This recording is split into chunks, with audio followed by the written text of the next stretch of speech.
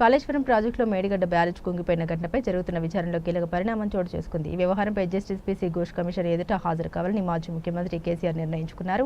పలు దఫాలుగా రిటైర్డ్ ఇంజనీర్లు న్యాయ నిపుణులతో సంప్రదింపులు జరిపి వారి సలహాలు స్వీకరించిన అనంతరం జూన్ 5వ తేదీన విచారణకు హాజరు కావాలని ఆయన నిర్ణయించినట్లు బీఆర్ఎస్ పార్టీ వర్గాలు వెల్లడించాయి. మేడిగడ్డ బ్యారేజ్ కుంగుబాటు ఘటనపై జస్టిస్ పీసీ ఘోష్ నేతృత్వంలోని కమిషన్ ఇప్పటికే 100కు పై అధికారులు ఇతర వ్యక్తులను విచారించింది.